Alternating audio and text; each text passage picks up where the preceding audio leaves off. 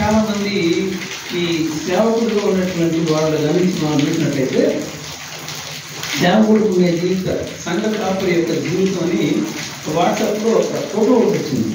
అది నేను చదువుదామని అనుకుంటున్నాను.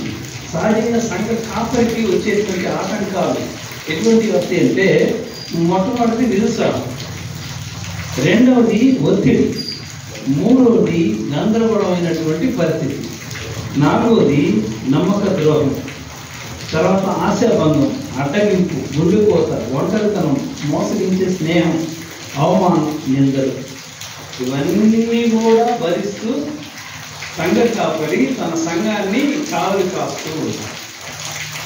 ఇవన్నీ ఒక మాత్రమే రాకపోయినా వీటన్నిటిలో కనీసం ఏ రెండు కూడైనా మనకి ఖచ్చితంగా తగిలే ఉంటాయి కదా. నిందలు, అవమానాలు, నమ్మక ద్రోహం, మన అనుకున్న వాళ్ళే మన విశ్వాసులే మనల్ని మోసం చేసేటువంటి పరిస్థితి, తర్వాత ఎంతమంది ఉన్నా ఒంటరిగా ఉందాం అనేటువంటి ఫీలింగ్ చాలా మందికి ఉంది.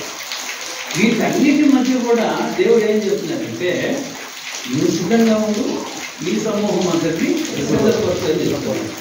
ఇప్పుడు మొదలుగాక మరి అందరూ తలా 5,000 వచ్చింది గవర్నమెంట్. అవునా, సాగిపోయింది. ఏం మాట్లాడలేదు కాదా అంటే ఏంటి? ఫైనాన్స్. ఇప్పుడు ఇటు ఉన్నటితో పాటు మరొక సమస్య ఏంటంటే ఫైనాన్షియల్ ప్రాబ్లం. ఫైనాన్షియల్ ప్రాబ్లం కూడా ఇప్పుడు ఉన్నటువంటి స్పాన్సర్స్ ఉన్న సమస్యల్లో ఇది కూడా ఒకటి తోడవుతుంది. ఈ పరిస్థితుల్లో ఎలా చేయాలని చాలామంది మరి తుంగిపోతుంటారు. అయితే ఇన్ని ఉన్నప్పుడు సేవ సుఖంగా కారులో వచ్చి వాక్యం చెప్పుకొని చక్కగా మళ్ళీ దేశీ కారులో వెళ్ళిపోయి ఇంట్లో ఆయిల్ పడుకోవడం అది కాదు. ఏమీ లేనప్పుడు, కష్టంలో ఉన్నప్పుడు, ఇబ్బందులు ఉన్నప్పుడు, దేవుని మీదే ఆధారపడినప్పుడు చేసే ఆ సేవ అది నిజంగా ఈరోజు గుంటూరులో మేము పుట్టిన కారులో బయలుదేరాం. ఇక్కడ 11:30 గంటలు వచ్చేసింది. దాదాపు 6 గంటలు పైన పడాం.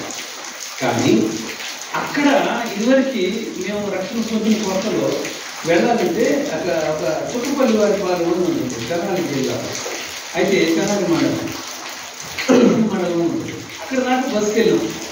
అక్కడ నుంచి ఒక 5 కిలోమీటర్లు 4 కిలోమీటర్లు నడవాలి. ఆటోలు కూడా లేవు ఆ టైంలో. అయితే అలా వెళ్తున్నాం. నలుగురు మాట్లాడుకుంటే వాడుకుంటే పర్వాలేదు, కానీ ఏమన్నా టీ తాగి బయలుదేరాలంటే ఒక 2 వ్యక్తులు, నేను 2 దేవుని సేవకు వెళ్తున్నాం. ఒక 2 వ్యక్తులు ఆ ఊరు నుంచి వస్తున్నారు. ఎందుకు వస్తున్నారో తెలియదు. వాళ్ళు ఏదో ఏమన్నా పనులు వస్తున్నారు. అయితే వాళ్ళకి ఈరోజు సాయంత్రం మన గ్రామంలో సభ అన్నమాట ఎక్కడో విన్నారు. విన్న తర్వాత వాళ్ళు వచ్చి మా దగ్గరికి ఆగి సైకిల్ మీద వస్తున్నారు. కొత్తలో సైకిల్తో మా దగ్గరికి ఆగి, అయ్యా మీరు పాస్టర్లా అన్నారు. అవునయ్యా. అయ్యగారు మీరు నడవాలంటే చాలా కష్టం, మీరు ఏమనుకుంటుపోతే మా సైకిల్ ఎక్కడ వచ్చే సైకిల్ ఎక్కితే నేను తీసుకెళ్ళి పెడుతూ ఉన్నాను. ఇప్పుడు సైకిల్ ఎక్కి అక్కడ దిగిన తర్వాత ఇప్పుడు దాని గురించి ఆలోచిస్తుంటే ఈరోజు కారులో ప్రయాణం చేసి వచ్చిందనుకన్నా ఆ రోజు సైకిల్ ఎక్కి అక్కడ బిల్డింగ్ చూసావా, జీవితకాలం అంతా కూర్చోతుంది. దేవుని దృష్టిలో ఎంతో కనుక ఈరోజు 5 రాకపోతే ఒక ద్వారం మూసేసి 7 ద్వారాలు పెట్టుకోండి. అన్ని సమస్యలు కూడా మనం దేవుని మీద ఆధారపడితే ఒక్కొక్కటి చేసి మార్గం సరళం చేస్తాం. మనము మనకి కంటికి కనిపించేది నెగిటివ్గా కనిపించవచ్చు. ఈరోజు మేము బయలుదేరి మొదలుకొని ఇప్పటిదాకా వర్షం, ఇప్పుడు కూడా వర్షం అయినా మీరు అందరూ వచ్చారు. ఇప్పుడు వర్షం అనుకుంటున్నాం, కానీ ఇందులో కొంచెం ఆలోచిస్తే ఇందులో ప్లస్ పాయింట్ అండి తెలుసా. వర్షం అని చాలా మంది రోడ్డు మీద రావట్లేదు.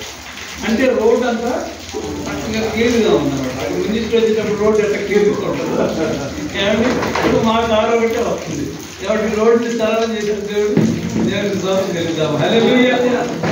ఇప్పుడు జాగ్రత్తలు ఎన్నో వస్తూ ఉంటాయి. అయితే దాంట్లో మనం పాజిటివ్ అది ఎదుర్కోవాలి.